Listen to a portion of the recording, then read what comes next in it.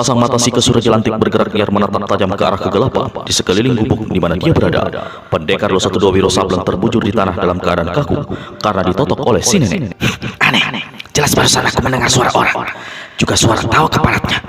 Tapi mana bangsatnya? Si Kesura Jelantik memaki dalam hati. Kedua matanya terus menatap liar, coba menembus kegelapan. Tetap saja dia tidak bisa melihat apa-apa. Jangan-jangan suara angin menipu pendengaranku. Lalu perempuan tua ini kembali palingkan wajahnya ke arah murid Sinto Gendeng. Dia memandang berkeliling sekali lagi, lalu dengan cepat ulurkan kedua tangannya untuk menanggalkan jubah sakti Kencono Geni yang dikenakan Wiro. Saat itulah kembali dari kegelapan terdengar suara tawa cekikikan. Hihihihi, nenek tak tahu diri. Kau masih mau meneruskan maksudmu membugili pemuda itu? Hihihihi. Si Kesura Jelantik pukulkan tangan kanannya ke tanah hingga tanah itu membentuk lubang dan salah satu tiang gubuk bergoyang keras lalu jatuh ke tanah. Dengan marah si nenek membentak, Manusia atau setan sekalipun, kenapa sembunyikan diri dalam gelap? Unjukkan tampangmu. Sika, tinggalkan pemuda itu. Kotak bakal dapat apa-apa darinya.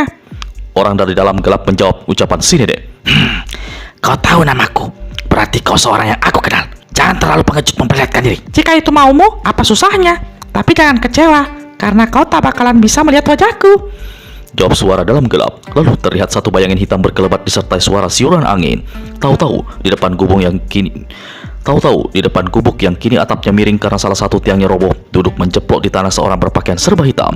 Seperti dikatakannya tadi, si nenek tak bakal bisa melihat wajahnya karena orang ini duduk sambil menutup mukanya dengan kedua tangan. Meski si Kesura Jelantik memang tidak dapat melihat wajah orang itu, namun dia sudah mengetahui siapa dia adanya. Iblis pemalu, permainan konyol apa yang sedang kau lakukan saat ini? Ucapan-ucapanmu tadi benar-benar membuatku marah. Kalau bukan kau orangnya saat ini, pasti kau sudah kubunuh. Nenek Sika, aku malu. Justru aku yang harus bertanya, permainan konyol apa yang hendak kau perbuat terhadap pemuda itu? Apa urusanku, tak perlu kau banyak cincong. Kau menunjukkan sikap aneh. Bukankah kita sebelumnya datang dalam satu rombongan bersama dua teman lainnya? Mana pengirimannya tukang hijau dan Datuk Gadang Mentari? Sambil terus menatap wajahnya di balik kedua tangan, iblis pemalu menjawab. Aku malu, tak dapat mengatakan di mana adanya pengirim mayat tukang hijau. Tapi si Datuk Gadang Mentari sudah mati menemui ajal. Memalukan sekali. Datang jauh-jauh dari tanah Jawa, sekarang hanya mencari mati di tanah Jawa. Bukankah kau sendiri menyaksikan kematiannya di lembah batu itu? Jadi gadis yang bernama Anggini, murid tua gila itu, benar-benar membunuh sahabat kita, Datuk Gadang Mentari. Hus, jangan berkata yang memalukan. Tua bangka itu bukan sahabatku. Aku berada bersama rombongannya, hanya ikut-ikutan saja. Rupanya kau bukan cuma seorang pemalu, tapi juga pengkhianat. Teman dibunuh orang, kau biarkan saja. Ngaku kata Mendari bukan temanku. Kau juga bukan temanku. Aku malu berteman dengan kalian. Wiro Sableng yang sejak tadi mendengar percakapan kedua orang itu, diam-diam merasa aneh melihat perubahan sikap orang berjuluk iblis pemalu itu. Untuk menyelidik, tentu saja tidak mungkin. Tahu kalau iblis pemalu tidak lagi sehaluan dengan si nenek, maka murid Sinto Gendeng ini lantas tertawa bergelak. Nenek jelek, kau dengar orang tak mau berteman denganmu. Aku saja orang lain merasa malu. Apa kau tidak merasa malu? Tutup mulutmu. Jangan ikut campur urusanku. Bentak si Kesura Jelantik marah sekali hingga sekujur tubuhnya bergetar. Dia berpaling pada iblis pemalu yang saat itu tertawa cekikikan mendengar ucapan Wiro. Mana dia merasa malu? Ujar iblis pemalu. Nenek tua ini tidak punya kemaluan. Astaga, maksudku tidak punya rasa malu. Hihihi. Aku tidak merasa rugi tidak menjadi sahabat. Kalau kau tidak mau berteman denganku, harap lekas angkat kaki di sini. Jangan membuat aku muak. Membentak si Kesura Jelantik pada iblis pemalu dengan mata dipelotokan. Diriku bisa membuat menjadi muak. Memalukan sekali. Kalau kau memang muak melihatku, sebelum kau muntah, apa salahnya kau saja minggat dari sini? Atau mungkin itu kau anggap sesuatu yang memalukan. Semakin marah si Kesura Jelantik mendengar kata-kata iblis pemalu itu. Namun dia masih bisa menimbang. Kalau memperturutkan kemarahan mau saat itu, dia menghantam dan membunuh iblis pemalu dengan pukulan kilat kuku akhirat. Namun, daripada mencari perkara lebih baik mengalah dan membawa Wiro Sableng dari tempat itu, maka tanpa banyak bicara, dia segera membungkus siap memanggul tubuh pendekar 212. Tapi di sampingnya iblis pemalu terdengar berkata, Aku memintamu pergi seorang diri, tidak membawa serta pemuda itu. Jangan melakukan hal yang memalukan, Nenek Sika. Iblis pemalu, harap kau jangan keliwat monekan. Pemuda ini milikku. Aku boleh membawanya kemana saja. Aku boleh melakukan apa saja terhadapnya. Aduh, memalukan sekali. Mana ada aturan seperti itu? Ujar iblis pemalu dengan dua tangan yang masih dipergunakan untuk menutupi wajahnya. Si Kesura Jelantik angkat kepalanya ke atas lalu keluarkan tertawa panjang. Sekalipun kau raja di rimba persilatan, jangan mengira kau bisa mengatur diriku. Jangan kau berani bergerak di tempatmu, atau kau akan mampus percuma. Tanpa mengajukan iblis pemalu, si nenek Suka Surajalantik menggerakkan cepat, menarik salah satu tangan Wiro hingga sosok murid Sinto Gadang ini melayang di atas dan pluk, tahu-tahu sudah berada di atas bahu kirinya. Iblis pemalu ternyata tidak tinggal diam. Sebelum Sika Surajalantik berkelebat pergi melarikan Wiro, dia sudah berkelebat dan tegak menghadang jalan si nenek. Kau benar-benar mencari mampus. Hardik Sika Surajalantik, tangan kirinya dihantamkan ke arah iblis pemalu. 5 larik sinar sangat hitam menggebu dalam gelapnya malam. Memalukan, Terdengar seruan iblis pemalu. memalukan. Memalukan, ikut berteriak murid Sinto Gendeng. Dia sengaja memanasi si nenek. 5 larik sinar maut terus mencuat dari 5 kuku jari Sika Surajalantik. Mampus. Teriak si nenek sambil menyeringai ketika melihat bagaimana 5 sinar mautnya hanya tinggal sejengkal lagi dari tubuh yang jadi sasaran. Tapi laksana gaib di telan bumi, sosok iblis pemalu mendadak sontak lenyap dari pemandangan. 5 larik sinar hitam pukulan sakti kilat kuku akhirat mendarat pada sebuah batu besar di depan serumpunan semak belukar. Batu dan semak belukar sama-sama mencelat berhamburan hancur berantakan. Kurang ajar. Bagaimana mungkin dia bisa lolos dari pukulan saktiku? Ujar Sika Surajalantik dan cepat memutar tubuh memandang berkeliling. Nenek Sika, kau letakkan saja pemuda itu di tanah lalu pergi dari sini. Bukankah itu lebih baik bagimu daripada berbuat lain yang bisa memberimu malu besar? Si nenek cepat putar tubuhnya ke kiri. Dilihatnya iblis pemalu tegak di atas atap gubuk yang hampir rubuh. Tangan kirinya berkacak pinggang, sedang tangan kanan menutupi wajah. Kalau kau memang menginginkan pemuda ini, mengapa kau tidak berani merampasnya dari tanganku? Pengecut memalukan. Sika Surajalantik mengejek seraya keluarkan suara. Sika Surajalantik mengejek seraya keluarkan suara mendengus dari hidung dan mulutnya. Iblis pemalu tertawa mengekeh seraya usap-usap wajahnya dengan tangan kanan. Aku sudah memberi kesempatan padamu, tapi kau tidak mau mempergunakan. Sungguh memalukan. Jika kau inginkan aku merampas pemuda itu dari tanganmu, lihat saja bagaimana jadinya. Habis berkata begitu, tubuh iblis pemalu lenyap di atas atap. Sika Surajalantik berseru kaget ketika tiba-tiba ada sambaran angin di samping kanan. Lalu ada satu tangan yang hendak mencekram tengkuk pemuda yang ada di pengulanya. Si nenek cepat membungkuk seraya hantamkan siku kanannya. Serangannya meleset. Tiba-tiba si nenek membuat gerakan berputar dengan mengandalkan kaki kirinya sebagai tumpuan. Sika Surajalantik berputar dalam gerakan setengah lingkaran. Kaki kanannya menendang dan puk. Sosok iblis pemalu yang tadi ada di belakangnya mencelat kena hantaman kaki kirinya. Memalukan. Iblis pemalu berseru sambil menahan sakit. Tangan kiri memegang perutnya yang kena tendang, sedang tangan kanan menutupi wajahnya. Selagi dia berusaha mengimbangi diri, Sika Surajalantik tak mau memberi kesempatan. Tangan kanannya dipukulkan. 5 larik sinar kilat kuku akhirat menyambar ke arah iblis pemalu. Tamatlah riwayatmu sekarang, manusia sinting geblek. Teriak Sika Surajalantik dengan mata berkilat-kilat dan mulut sungkikan senyum maut. Di depan sana, iblis pemalu tiba-tiba memutar tubuhnya dalam keadaan membelakangi lawan. Kedua tangannya dipukulkan ke belakang. Fus, fus. Dalam gelap kelihatan 2 larik cahaya putih bergulung-gulung membentuk 2 lingkaran aneh. Sika Surajalantik berseru kaget ke 5 larik sinar sakti pukulan kilat kuku akhiratnya masuk ke dalam 2 lingkaran cahaya putih, ikut tergurung. Lalu 2 lingkaran putih itu bersama 5 larik sinar hitam berbalik menghantam ke arahnya. Dalam keadaan seperti itu, Sika Surajalantik masih mampu berpikir cepat.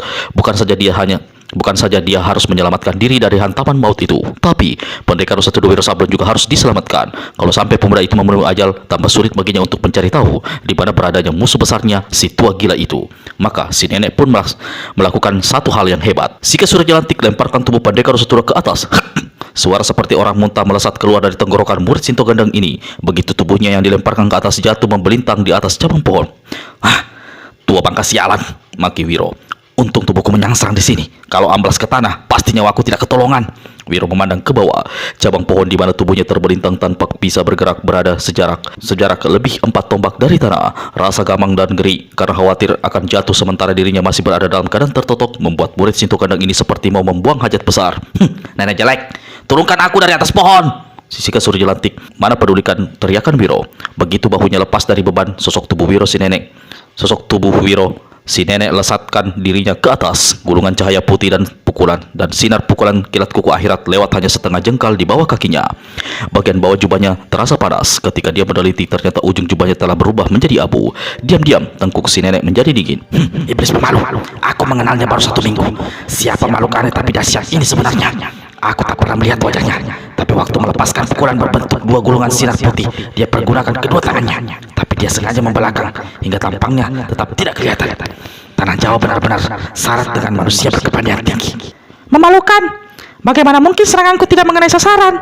Iblis pemalu mengomel. Saat itu, dari atas dilihatnya Sika Surajalantik melayang turun sepasang kaki si nenek, menghujam ke arah kepalanya. Iblis pemalu tak tinggal diam. 2 tangan menutup wajah, 2 kaki dihentakkan ke tanah.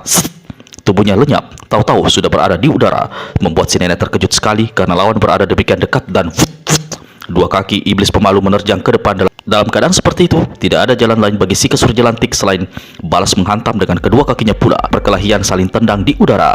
Suara beradunya kaki terdengar tiada henti dan baru senyap ketika si kesur jelantik tampak limbung lalu jatuh terkapar di tanah tak kuasa bangkit kembali. Dia berusaha mengatupkan mulut rapat-rapat, namun tak urung suarangannya terdengar juga. Iblis pemalu melayang turun ke tanah. Untuk beberapa lamanya dia tampak tegak terbungkuk-bungkuk. Memalukan, memalukan. Kata-kata itu keluar dari mulutnya berulang kali. Kedua tangannya menutupi wajahnya. Sepasang matanya memperhatikan si kesur jelantik lewat celah-celah jaringnya. Aku meminta pemuda itu secara baik-baik. Kau bersikeras kepala. Memalukan. Sekarang, lihat apa akibatnya. Berdiri pun kau tak sanggup. Dan aku sendiri. Rasanya mau putus kaki ini. Di atas pohon, Wiro berteriak, sobatku iblis pemalu, jangan mengoceh saja. Tolong turunkan aku. Iblis pemalu memandang ke atas pohon yang gelap, lalu tertawa cekikik. Ditutupi kedua tangannya, dia balas berteriak, Aku malu melihatmu di atas pohon sana. Memang tak ada tempat lain yang lebih baik bagimu. Jangan bergurau. Turunkan aku dari atas pohon keparat ini. Memalukan. Kau memerintah menurunkanmu. Apa aku yang meletakkanmu di atas cabang pohon? Jangan ngaco. Memang bukan kau, tapi apa salahnya segera menolong diriku? Jawab Piro yang jadi sangat jengkel. Nenek jelek itu yang melempar kau ke atas pohon. Dia memang tak punya malu. Minta padanya agar menurunkan kau sekarang juga. Si kesur jelantik yang tergeletak di tanah menyeringai menahan sakit. Iblis pemalu keparat. Kau minta aku menurunkan pemuda gendek itu. Baik, kau saksikan sendiri bagaimana caraku menurunkannya. Habis berkata begitu, si nenek hantamkan tangannya ke atas. 5 larik sinar silat pukulan kuku kilat kuku akhirat menderu ke arah Wiro. Tobat, tamat riwayatku, teriak Wiro dengan mata memelotot. Iblis pemalu, lakukan sesuatu. Tapi iblis pemalu cuma tutup mukanya rapat-rapat dan gelengkan kepala. Setan alas, nyawaku benar-benar tidak bisa tertolong. Keluh pendekar 212. Sesaat lagi, Wiro akan menemui ajal ditembus 5 larik sinar maut. Tiba-tiba, sebuah benda putih halus melesat di kegelapan malam. Tanpa suara sedikit pun, Wiro merasakan ada sesuatu yang mengikat dua pergelangan kakinya. Lalu tiba-tiba saja tubuhnya terasa laksana disebetot dan berputar di udara. Di samping cabang pohon tempat dia tadi terjuntai, melintang hancur berantakan dihantam sinar kilat kuku akhirat. Apa yang terjadi dengan diriku? Ujar Wiro. Tubuhnya berputar di udara laksana terbang. Perlahan-lahan tubuh itu melayang ke bawah, makin ke bawah, dan akhirnya Wiro terbanting keras menelungkup, bukan di tanah, tapi di atas sosok tubuh si kesur jelantik. Kakinya saling bertumpuk dengan kaki si nenek. Perut dan dadanya berbenturan keras dengan perut dan dada si kesur jelantik. Bahkan mulutnya pun saling bertempelan dengan mulut si nenek hingga keduanya seolah sedang berciuman mesra. Si kesur jelantik memangki panjang pendek. Wiro keluarkan suara seperti memuntah dan meludah berulang kali. Sialan, ludahnya masuk ke dalam mulutku. Rutuk murid Sinto Gandang dalam kegelapan. Terdengar suara orang tertawa terkekeh-kekeh. Si nenek menggerendeng marah. Wiro memasang telinga baik-baik. Saat itu tubuhnya yang tak mampu bergerak akibat totokan masih terlentang menelungkup di atas badan si nenek. Aku rasa mengenali suara tawa itu. Jangan-jangan apa benar dia? Jahanam, berani kau mencium mulutku? Si kesur jelantik berteriak parah. Tangannya kiri dipukulkan ke arah batok kepala Wiro. Ini merupakan satu serangan menggepruk yang dapat memecahkan kepala murid Sinto Gandang itu. Wiro yang seolah tidak sadar bahaya maut mengancamnya, balas berteriak, "Siapa suka mencium nenek bau bacamu?" Saat lagi, dua tangan si nenek akan menghancurkan kepalanya. Tiba-tiba, Wiro merasa benda aneh yang menjirat pergelangan kakinya disentakan. Tubuhnya masih menelungkup di atas tubuh si nenek terbetot ke kiri, lalu berguling di tanah. Hal ini menyelamatkan dari serangan maut si kesur jelantik. Saat itu pula, sebuah benda halus panjang melayang di sampingnya. Ujung benda ini laksana seekor ular mematuk ke arah jalan darah di pangkal leher Wiro. Serta-merta, saat itu juga totokan yang menguasai dirinya buyar. Mulutnya langsung membuka, dia menguap lebar-lebar. Sepasang matanya meredup seperti mengantuk. Ulahnya ini tidak lain akibat pengaruh ilmu tidur yang diberikan si Raja Penidur yang padanya tempo hari. Sesaat kemudian, setelah menyadari dirinya bebas dari totokan, Wiro cepat gulingkan diri, mengambil kapak maut Nagageni 212 yang tadi diambil dan diletakkan si kesur jelantik di tanah. Baru saja senjata ini disampainya baik-baik di balik pakaian, tiba-tiba si kesur jelantik berseru keras. Aku mencium bau badanmu. Nenek yang dicidera di dua kakinya ini mencoba bangkit berdiri tapi tak bisa. Seperti gila dia berteriak, "Sukatadika, jangan bersembunyi. Lekas unjukkan diri, menerima kematian." Si nenek gerak-gerakan tangan kanannya di berbagai arah, siap menghantamkan dengan pukulan sakti paling hebat yang diberikinya, yakni jalur hitam bara dendam. Ini merupakan pedalaman dari ilmu kuku kilat kuku akhirat yang memang direncanakan untuk dipergunakan untuk membunuh tua gila. Tangan kiri si nenek bersitekan ke tanah untuk menopang tubuh. Sepasang matanya jelalatan menembus kegelapan malam. Tiba-tiba ada sambaran angin di belakangnya. Si nenek membeliak. Si nenek membalik, siap menghantamkan dengan pukulan sakti kilat kuku akhirat. Tapi terlambat, satu totokan bersarang di punggungnya. Langsung saja sekujur tubuhnya menjadi kaku, tegang dalam keadaan seperti merangkak. Jahanam, siapa pelaku pengejut menotok diri dari belakang? Teriak si kusur jelantik. Aku malu melakukannya, tapi apa boleh berbuat? Nenek liar sepertimu harus dibuat jinak. Iblis pemalu keparat, Rutuk si nenek. Iblis pemalu melangkah mendekati pendekar 112. Tadi dia menotokmu dan hendak menelanjangimu. Aku barusan telah menotoknya. Dia tak bisa bergerak lagi. Apa kau mau membalas menelanjanginya? Apa enaknya melihat tubuh tua keriput seperti yang dimilikinya? Memalukan saja. Jawab Piro menimpali ejekan iblis pemalu, walau sebenarnya dia masih jengkel pada orang ini karena tadi dia tidak menolongnya turun dari cabang pohon. Iblis pemalu tertawa bergelak-gelak mendengar ucapan Piro. Dua manusia gila, aku bersumpah akan membunuh kalian, teriak si kusur jelantik. Aku mau pergi dari sini. Malu lama-lama berada di tempat ini. Kau mau kemana? Mau pergi sama-sama denganku? Asal kau tidak malu saja, tanya iblis pemalu pada Wiro. Biar aku di sini dulu menemani nenek-nenek ini. Kasihan kalau dia sampai mati kedinginan di tempat ini. Terserah padamu, tapi awas, jangan kau gerayangi tubuh tua bangka itu. Jangan melakukan sesuatu yang membuat malu. Aku malu sebagai temanmu. Aku pergi sekarang, kata iblis pemalu. Tunggu. Jangan pergi dulu. Ada yang kubicarakan denganmu, kata Wiro pula. Lalu tanpa penunggu jawaban orang, dia memandang berkeliling. Dia tahu siapa yang barusan menolongnya, maka dia pun berseru, kakek tua gila, mengapa masih bersembunyi? Si kusur jelantik yang diam-diam sudah mengetahui pasti bahwa tua gila bekas kekasihnya yang kini menjadi manusia yang paling dibencinya di atas dunia ini berada di tempat itu. Serta merta salurkan tenaga dalam ke tangan kanan menyiapkan serangan maut jalur bara dendam. 5 kukunya yang panjang mengeluarkan sinar hitam angker dan sepertinya ada asap tipis yang keluar dari tangannya. Matanya memandang liar berkilat. Begitu tua gila muncul dari kegelapan, langsung akan dihantamnya dengan pukulan sakti itu. Tapi dia lupa bahwa saat itu sekujur tubuhnya berada dalam keadaan tertutup. Walau secara luar biasa dia masih sanggup menyalurkan tenaga dalam dan menyiapkan pukulan jalur hitam bara dendam, namun dia tidak mampu menggerakkan apalagi mengangkat tangan kanannya untuk menyerang. Di dalam gelap terdengar suara orang batuk-batuk beberapa kali, lalu berkelebat muncul satu bayangan, tapi orang ini ternyata bukan Sukatandika alias tua gila. Si kusur jelantik mengumpat habis-habisan ketika dia menyadari kalau tak mampu menggerakkan tangan kanannya untuk melepaskan pukulan jalur hitam bara dendam. Dalam keadaan seperti itu, dia merasa agak lega sedikit, walau sepasang matanya memberiak berkilat. Yang muncul di tempat itu bukanlah Sukatandika alias tua gila kekasihnya di masa muda. Iblis pemalu yang belum sempat meninggalkan tempat itu memandangi orang yang datang lewat sela-sela jari kedua tangannya yang dipergunakan untuk menutupi wajah. Wiro garuk-garuk kepala, memandang tak berkedip dan bertanya-tanya siapa adanya orang yang berdiri di bawah bayangan gelap pohon besar di sampingnya. Aku memang tidak kenal dengan perempuan ini. Tak pernah melihat perempuan sebelumnya, tapi mengapa wajahnya mengingatkan aku pada seseorang? Bersinta gondang pembatin. Orang yang muncul di tempat itu adalah perempuan tua berjubah hitam. Dia mengenakan sebentuk topi menyerupai tanduk kerbau, terbuat dari kain berbenang perak. Di bawah topi, rambutnya yang putih panjang menjela punggung dan dada. Walau wajahnya berliputan dimakan usia, namun masih ada bayangan kecantikan yang dimilikinya di masa muda. Dan ini bukan lain adalah Sabainan Raja, salah seorang tokoh silat penguasa Gunung Singgalan yang seperti telah dituturkan dalam episode sebelumnya, Asmara Darah Tua Gila menyeberang dari Andalas ke Tanah Jawa untuk mencari musuh besarnya itu Tua Gila. Kau siapa? Membentak si kusur jelantik. Ya, kau siapa? Biro ikut-ikutan bertanya. Iblis pemalu tetap berdiri memandang dengan muka ditutup. Nenek berjubah hitam menyeringai. Kepalanya digoyangkan hingga rambutnya yang putih panjang tersingkap ke belakang. Kalau wajahnya kini kelihatan menyeruh, namun baik si kusur jelantik maupun Biro tetap saja tidak mengenali siapa adanya nenek satu ini. Nenek yang terkapar di tanah, Sabainan Raja berkata dengan nada sinis. Dia menatap ke arah si kusur jelantik, sama sekali tidak pedulikan pendekar 112. Kau tidak kenal diriku, tapi aku kenal kau siapa adanya. Bukankah kau yang bernama si kusur jelantik? Nenek culas yang pernah menyamar jadi dukun sakti di suatu pulau, yang datang ke tanah Jawa ini untuk mencari seorang kakek bernama Sukatandika alias tua gila alias iblis pencabut jiwa atau pendekar gila patah hati. Berubahlah paras angker si kusur jelantik. Setan tua ini banyak tahu tentang diriku. Aku sama sekali tidak mengenali siapa dia adanya. Sial keparat. Nenek, kau mengenali tua bangka satu ini? Kau sendiri siapa? Biro beranikan diri ajukan pertanyaan. Tutup mulutmu. Aku berbicara dengan dia dan belum mendapat jawaban. Pada gilirannya aku akan berbicara denganmu, sebentak Sabainan Raja. Aduh, galak juga si muka keriput ini. ujar Wiro sambil garuk-garukan kepala. Walau dalam keadaan cedera, kedua kaki dan tak berdaya karena totokan, si Kasur Jelantik tetap saja tak bergerak.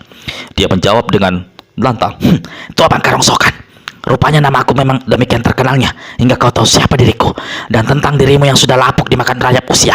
Apa peduliku untuk mau tahu? Sabenan Raja mendongak ke langit lalu tertawa panjang. Bicaramu memang hebat, tapi aku tahu jiwamu tergoncang besar. Aku merasa tidak ada gunanya bicara lebih panjang denganmu. Sabenan Raja berpaling pada Wiro Sableng. Aku juga kenal siapa dirimu, anak muda. Jangan kau berani meranjak dari tempatmu sebelum aku mendapat keterangan. Ah, malam begini gelap, tak ada bulan, tak ada bintang. Penerangan apa yang bisa aku berikan padamu? Ujar Wiro seiraknya sambil senyum-senyum. Orang yang mau mampus biasanya memang sering bicara tidak karuan. Balas Sabenan Raja. Murid itu jadi terkesikap mendengar ucapan orang yang tadi, tapi tetap saja tak mau kalah. Nek, kau rupanya manusia hebat luar biasa. Sampai-sampai tahu kalau ada yang akan mati. Kalau dibanding usiamu dengan usiaku, bukankah kau lebih bau tanah alias dekat liang kubur? Sobatku, kau betul. Memalukan saja si tua bangka ini bicaranya. Iblis pemalu berteriak lalu tertawa gelak-gelak. Ada satu lagi orang gila rupanya di tempat ini, Kata Sabenan Raja tak mau kalah mengejeknya. Heran, kenapa orang-orang gila selalu memilih mati berkawan-kawan daripada sendiri-sendiri? Di balik kedua tangannya, wajah iblis pemalu tampak mengerit, menahan tawa, sedangkan Wiro kelihatan tegak melongok dan garuk-garuk kepala. Kau Tiba-tiba iblis pemalu gerakkan tangan kirinya dan menuding tepat-tepat ke arah Sabenan Raja. Kau datang, laksana munculnya hantu malam. Memalukan. Kau tahu banyak tentang orang lain, tapi tidak mau memberitahu siapa diri sendiri. Memalukan. Biar aku beritahu pada orang-orang ini siapa kau adanya. Sabenan Raja sesaat jadi tercekat, tapi dia diam tak bergerak dan tak membuka mulut. Walau dalam hati dia berusaha menduga-duga siapa adanya manusia aneh yang terus-terusan menutupi wajahnya dengan tangan. Kau tidak jauh beda dengan nenek tua bangkai bernama Si Kasur Jelantik itu. Kau datang jauh-jauh dari seberang, bukankah punya maksud sama dengan dia? Berdebar dada Sabenan Raja mendengar kata-kata iblis pemalu itu. Manusia aneh bermulut panjang. Apa maksudmu? Hardik Sabenan Raja. Kau berkeliaran di tanah Jawa sampai di sini, bukankah juga karena mencari tua gila, orang yang di masa mudamu menjadi kekasihmu? Jangan! Teriak Sabenan Raja. Tubuhnya berkelebat, tangan kirinya lancarkan satu pukulan keras ke arah iblis pemalu. Tapi yang diserang bergerak cepat hindarkan diri dan tahu-tahu sudah tegak 4 langkah di samping kanan Sabenan Raja. Kau malu rahasiamu aku bongkar. Iblis pemalu tertawa gelak-gelak. Si Kasur Jelantik. Si Kasur Jelantik, kalau kau dulu kawin dengan Sukatandika, maka nenek satu ini akan menjadi madumu. Benar-benar hidupnya memalukan. Baik Si Kasur Jelantik maupun Sabenan Raja sama-sama bersemu merah wajah masing-masing dalam gelap. Orang gila, siapa kau adanya? Seorang menegur, suaranya tetap keras. Siapa aku? Itulah satu hal yang memalukan untuk diberitahu. Jawab iblis pemalu pula. Tapi aku tidak malu memberi nasihat. Sebaiknya kau yang bernama Sabenan Raja kembali saja ke Pulau Andalas. Tanah Jawa terlalu kelas bagimu. Kau tidak akan mendapatkan keberuntungan. Aku memang tidak mencari untung datang ke sini. Aku mencari orang. Jawab Sabenan Raja. Lalu dia berpaling pada Wiro dan berkata, Aku tahu siapa kau adanya, anak muda. Lekas kau suruh keluar gurumu. Aku tahu dia ada di tempat ini, tapi takut memperlihatkan diri. Bukan takut, mungkin malu. Ujar iblis pemalu. Jika kau punya kepentingan dengan tua gila, Harap kau mencari dan mendapatkannya sendiri. Jawab Wiro. Baik, kalau begitu biar aku kubuat. Baik, kalau begitu biar kau kubuat mampus dulu. Baru si tua gila itu mau menunjukkan diri. Habis berkata begitu, Sabenan Raja kembangkan telapak tangan kanannya, lalu diangkat dan diarahkan pada pendekar dosa tua Wiro Sableng. Dalam gelap, satu sosok yang sejak tadi mendekam tak bergerak diam-diam merasa cemas. Dianggap menghantam anak itu dengan pukulan sakti kipas neraka, celaka. Jangankan dia, aku pun tak sanggup menerima pukulan maut itu. Lalu orang ini sebabkan semak belukar di depannya. Dia melompat keluar sejalan berteriak, Tahan serangan. Seorang kakek berpakaian putih ini tegak di antara Wiro dan Sabenan Raja. Manusia jahanam Sukatandika. Teriak Si Kasur Jelantik. Dia merasa mau terbang untuk melumat tubuh kakek itu. Kakek tua gila, suruh Wiro. Hahaha. Jadi ini dia si tua bangka memalukan itu. Ikut bicara iblis pemalu. Sesaat Sabenan Raja tampak terguncang. Matanya mendelik memandangi tua gila yang tegak menatap ke arahnya dengan pandangan kosong. Waktu di Pantai Andalas, kau bisa lolos. Waktu kau terluka oleh keris Datu Angek Garang, kau masih bisa selamat karena ada orang bercadar menolongmu. Di malam yang gelap ini, agaknya tidak ada manusia, tidak juga hantu yang akan menyelamatkan nyawamu. Tua gila hanya berdiam diri mendengar Sabenan Raja. Sepasang matanya masih terus memandangi tak berkedip walau tampak sayu. Manusia dan hantu mungkin tidak akan menolongnya, tapi Tuhan yang Maha Kuasa pasti menolongnya, ujar pendekar dosa tua. Betul sekali. Tuhan memang tidak pernah malu menolong umatnya yang kesusahan. menimpali iblis pemalu lalu tertawa mengekeh. Akan kita lihat apa Tuhanmu memang akan menolong. Ujar Sabenan Raja pula dengan mata berapi-api. Lalu dua tangannya sekaligus diangkat ke atas. Tua gila merasakan tengkuknya dingin. Dia ingat keterangan Putih Andini dulu bahwa bagaimanapun saktinya dirinya, dia tidak akan sanggup menghadapi pukulan sakti kipas neraka yang dimiliki Sabenan Raja. Dia mengangkat dua tangan sekaligus. Berarti hendak menghantamku dengan dua pukulan kipas neraka. Satu saja tak sanggup menghadapi, apalagi sampai dua hantaman. Aduh, aku pasrah menerima kematian. Tiba-tiba iblis pemalu berseru, Orang tua, jangan tegak diam memalukan. Lakukan sesuatu agar kau tidak mati penuh penyesalan. Tua gila hanya menyingai mendengar kata-kata itu. Dia tetap tegak tak bergerak di tempatnya. Banyak urusanku yang masih terbengkalai, tapi mau agaknya datang lebih cepat. Kematian mungkin satu-satunya jalan yang dapat melepaskan diriku dari segala beban batin dan pikiran. Sabenan Raja gerakan kedua tangannya mendadak sontak. Saat itu juga dua larik sinar memerah melesat keluar dari telapak tangan Sabenan Raja. Dua sinar lurus mengerikan itu mengembang seperti kipas. Sekalipun saat itu Tua Gila berusaha menyelamatkan diri, maka keadaannya sudah terlambat sekali. Tidak ada lagi ruang untuk menyingkir apalagi menangkis. Pukulan kipas neraka! Teriak iblis pemalu yang mengenali pukulan sakti yang dilepaskan Sabenan Raja.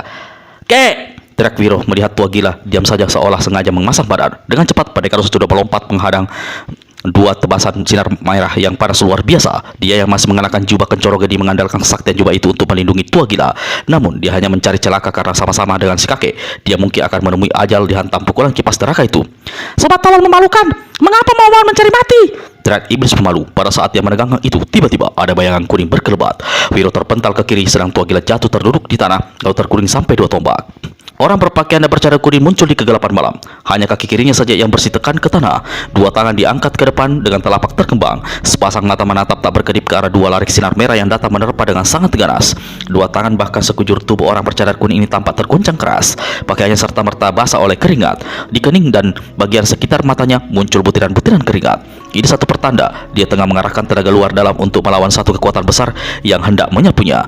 Apa yang terjadi sungguh luar biasa. Dua larik pukulan kipas neraka yang melesat keluar dari tangan Sabenan Raja tertahan satu jengkal di depan tangan orang bercadar kuning. Perlahan tebaran sinar merah yang berbentuk kipas tampak menciut dan akhirnya kembali ke asalnya yang dibentuk garis lurus.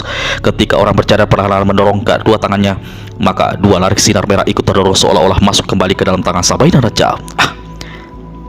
Jurus menghormat kipas neraka! Teriak Sabenan Raja dengan paras berubah dan mundur seberapa langkah. Dia sama sekali tidak mempercayai serangan mautnya tak bisa dimentahkan begitu saja. Dia tidak mempercayai. Dia sama sekali tidak bisa mempercayai serangan mautnya tadi bisa dimentahkan begitu saja. Orang bercadar, siapa kau? Dari mana kau mempelajari jurus menghormat kipas neraka tadi? Orang bercadar perlahan bangkit berdiri. Tua Gila, Wiro dan iblis pemalu terkagum-kagum melihat apa yang barusan terjadi. Manusia yang bercadar kuning. Untuk ketiga kalinya dia menolongku. Tua Gila geleng-gelengkan kepala. Setelah mengusap keningnya yang basah dan mengatur jalan darahnya, orang bercadar berkata dengan ucapan seperti orang berpantun. Saling menghormat pada sesama adalah kewajiban manusia. Di mata Tuhan, manusia satu tidak ada kelebihannya kecuali ketakwaan, dan menjatuhkan hukuman bersikap pongah dalam keadilan adalah kesesatan yang menjadikan. Karena setiap manusia tidak lepas dari kesalahan. Mana ada hidup yang paling enak daripada mencari tenteraman di masa tua? Masa muda hanyalah kenangan buruk dan indah yang akan punah di telan usia. Jahanam, aku bertanya, kau menjawab dengan sayap keparat. Teriak Sabenan Raja tak dapat lagi menahan amarahnya. Siapa yang bertanya tak akan sesat di tengah jalan. Siapa berpura bertanya akan sesat di ujung jalan. Mengapa tidak kembali ke awal jalan? Sabenan Raja berteriak keras, tubuhnya melayang di udara. Orang gila, mari kutunjukkan padamu jalan ke neraka. Satu jotosan yang luar biasa cepatnya menderu ke arah kepala orang bercadar kuning. Kemarahan adalah pangkal kesesatan. Kesesatan adalah temannya setan. Setan adalah kehancuran. Sabenan Raja terpekik, tubuhnya mencelat dua tombak dan jatuh terjengkang di tanah. Ketika dia memeriksa tangan kanannya yang tadi dipergunakan untuk menyerang, matanya jadi mendelik. Tangan itu kini berubah menjadi putih karena kulitnya terkelupas hingga tulang-tulangnya kelihatan putih menonjol. Kurang ajar, apa yang kau barusan lakukan terhadapku? Sabenan Raja seperti kalap, penuh nekat dia kembali menerjang. Saat itulah Tua Gila cepat menghadangnya dan dengan sikap tenang serta suara lembut kakek ini berkata, Sabai, jangan celakakan diri sendiri. Orang ini bukan tandinganmu. Kembalilah ke Andalas. Tanah Jawa bisa menjadi neraka bagimu.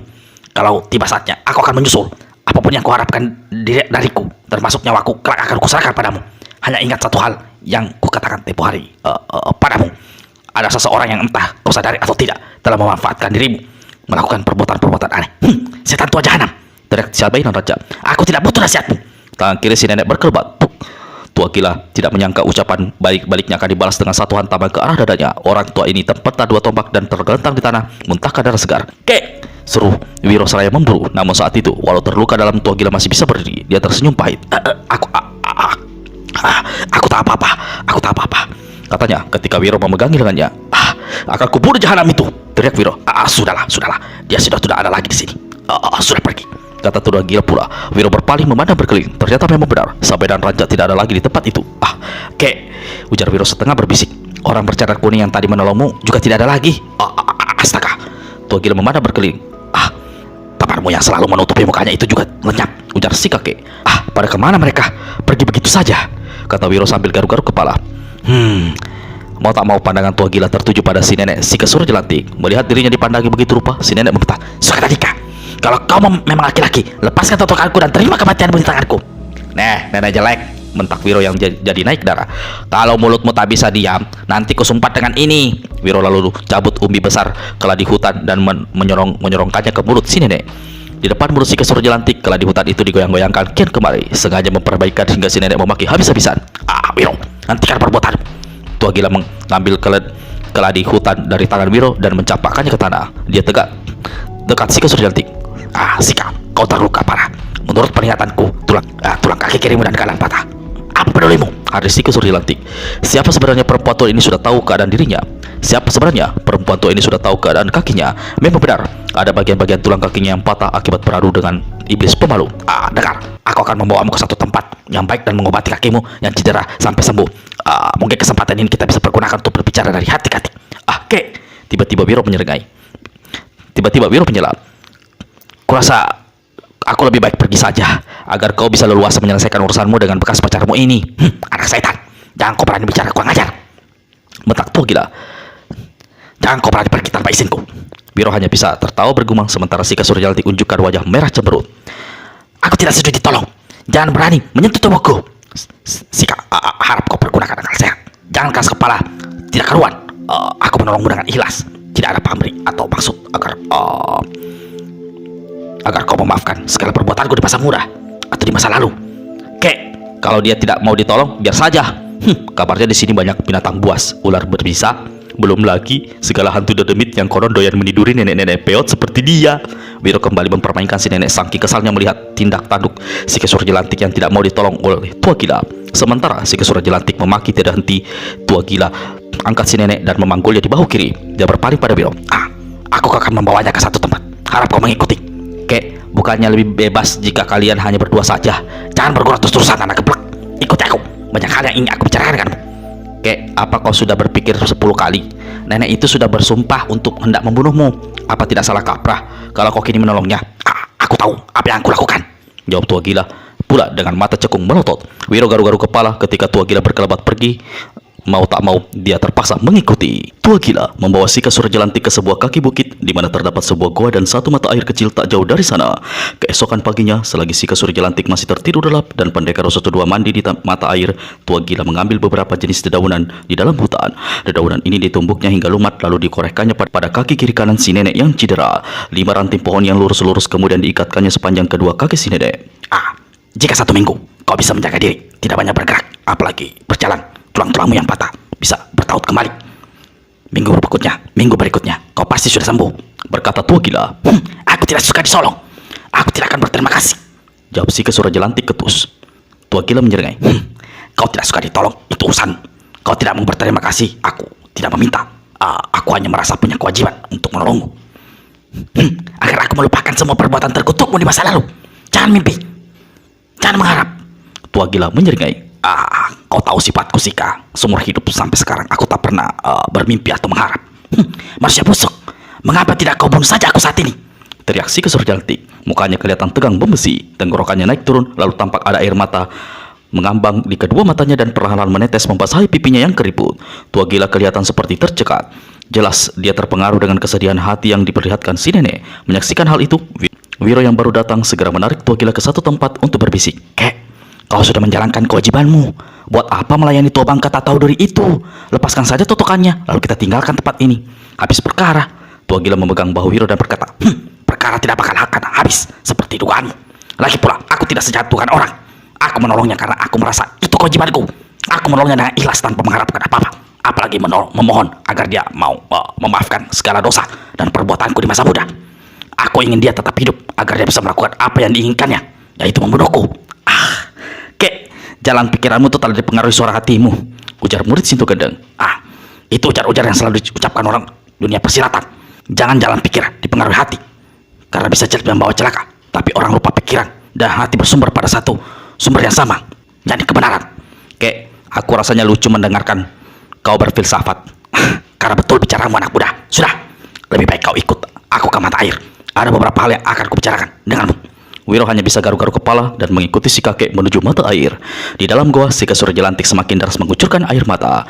Walau Wiro dan tua gila tadi berbicara berbisik-bisik, namun karena memiliki pendengaran yang tajam, si nenek sempat mendengar semua ucapan kedua orang tua itu.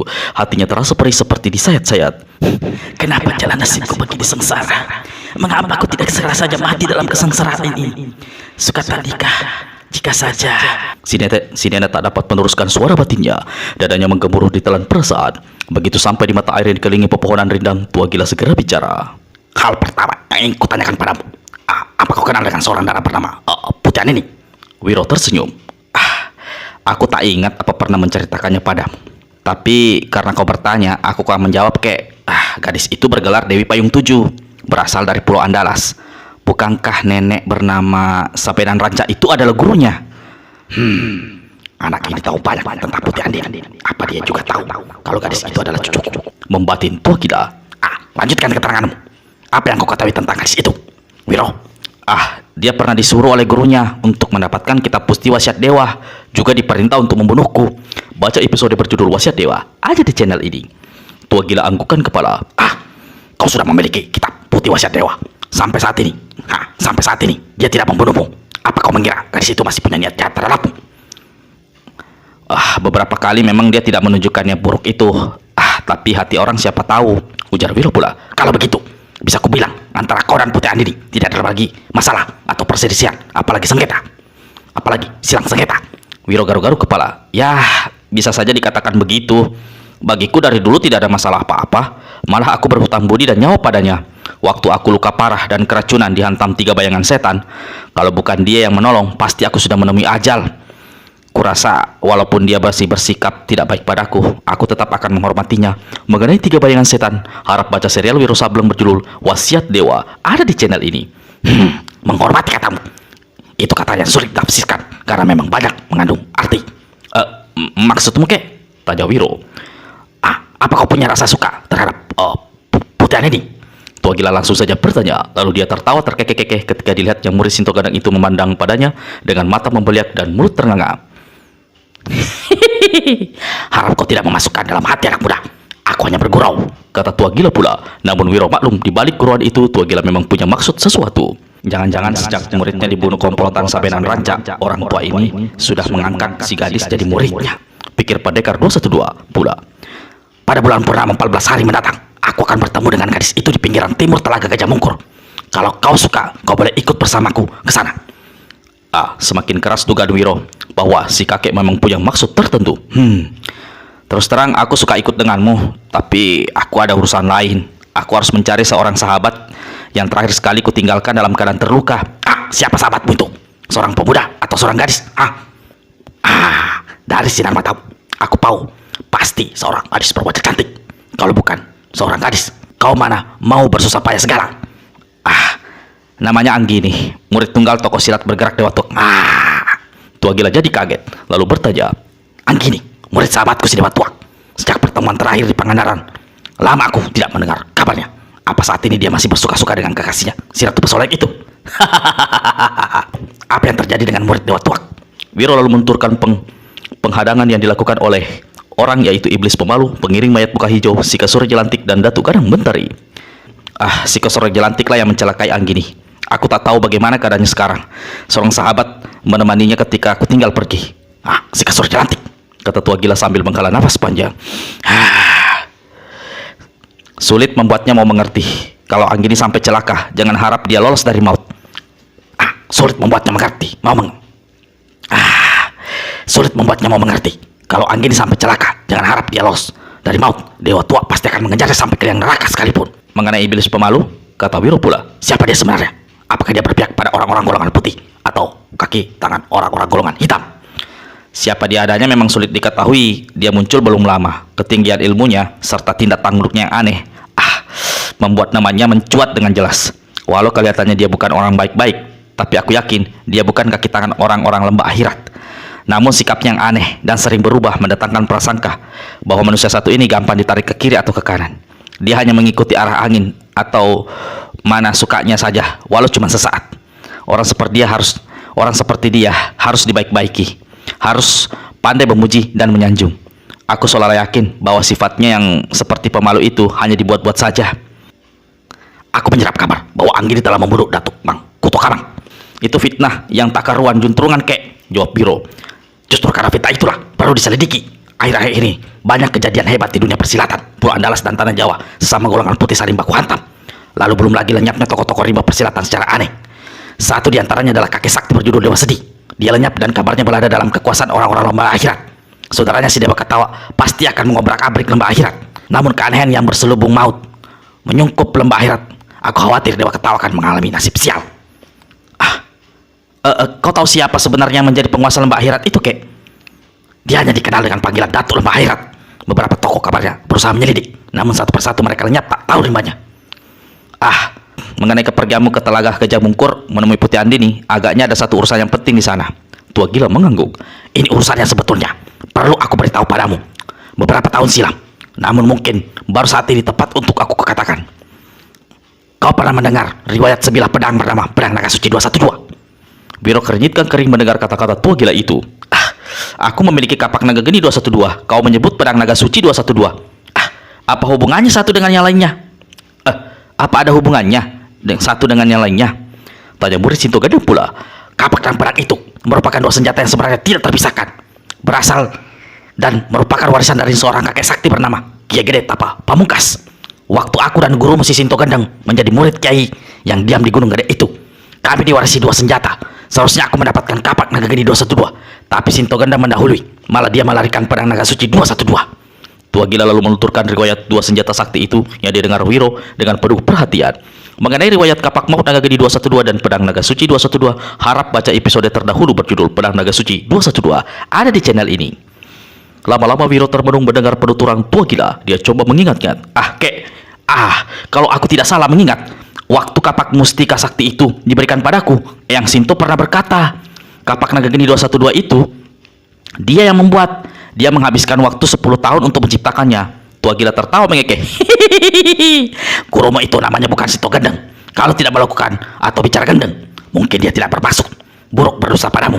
Mungkin dia tidak berkata begitu agar kau tidak mensia-siakan jerih payahnya dan agar kau merawat senjata itu sebaik-baiknya. Mungkin juga begitu, kata Wiro perlahan. Aku menaruh firasat bahwa pedang naga suci 212 berdodo dengan Putih Andini itu. Itu sebabnya dia aku suruh pergi menyelidik dan mencari pedang mustika itu di Telaga Gajah Mungkur.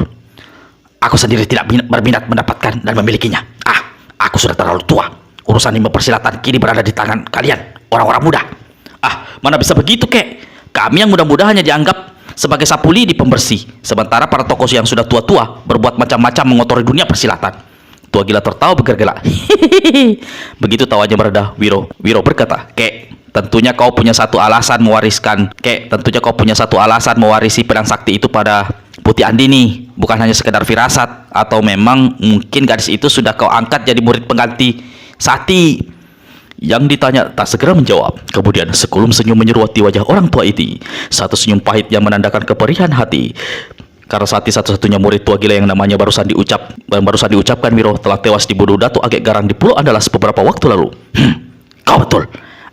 Alasan utama adalah dia kuanggap sebagai gadis pendekar sejati, masih suci dan bersih. Masa depannya dalam dunia persilatan penuh dengan tantangan. Berarti dia perlu satu senjata yang diandalkan. Bukankah dari gurunya Sabenan Rancak gadis itu telah memiliki satu ilmu kepandaian dan senjata berupa 7 buah payung, ujar Wiro. Tua Gila tertawa lebar. Itu juga betul. Walau dia kelak memiliki pedang sakti itu, tentu saja dia tidak boleh melupakan 5 payungnya yang hebat. Selain itu, aku berhutang jiwa padanya. Waktu aku dalam keadaan tak berdaya dan hampir mati di tangan Sabenan Rancak serta teman-temannya, Putih Andini menyelamatkan diriku. Dalam hatinya Tua Gila merasa bimbang. Apakah diceritakannya pada Wiro bahwa Putih Andini sebenarnya adalah cucunya sendiri? Sebaliknya, dalam hatinya Wiro juga bertanya-tanya. Kurasa ada satu hal lain yang sangat kuat membuat kakek ini memberitahu tentang pedang itu pada Andini. Dia tidak menjawab ya atau tidak. Apakah dia telah mengangkat Putih Andini menjadi murid? Apa yang ada di dalam benakmu, Wiro? Tanya Tua Gila ketika dilihatnya Wiro seperti termenung. Aku cuma khawatir, kek. Bagaimana kalau kelak pedang itu sampai jatuh ke tangan Sapenan, Ranca? Kau bisa lebih celaka lagi. Mulut Tua Gila tampak berkomat kamit. Aku cukup percaya pada gadis itu. Buktinya dia berani menanggung akibat berhadapan dengan gurunya demi menyelamatkan diriku. Lagi pula ada semacam petunjuk bahwa kapak naga geni 212 dan pedang naga suci 212 kelak akan bersatu kembali. Bukan itu saja, aku menyerap kabar sekitar 5 tahun silam kapak dan pedang itu mempunyai seorang anak, yaitu sebilah keris yang tak kalah saktinya dengan sepasang induknya. Mendengar ucapan Tua Gila itu, Pendekar 212 terdiam namun otaknya cepat bekerja. Kalau kapak dan pedang kelak akan bersatu, bahkan punya anak, jangan-jangan kakek ini hendak menjodohkan aku dengan Putih Andini. Gila betul. Ada hubungan apa sebenarnya antara Tua Gila dengan gadis dari seberang itu? Kau kembali kulihat memikirkan sesuatu. Tua Gila menegur. Wiro menyeringai. Aku coba memasukkan dalam akalku bagaimana mungkin sebilah kapak dan pedang bisa punya anak sebilah keris. Tua Gila tertawa lebar. Dengan jari telunjuk tangan kanannya ditekannya dada murid Sinto Gendeng seraya berkata, itu kelak yang harus kau selidiki, Wiro. Omong-omong, bagaimana soal perjodohanmu? Perjodohanku? Balik bertanya Wiro karena tidak mengerti. Apa maksudmu, kek? Kau berkura-kura dalam perahu, berpura-pura tidak tahu. Bukankah Dewa Tua pernah merasa kasak kusuk dengan Sinto Gendeng hendak menjodohkanmu dengan Anggini, murid tunggalnya?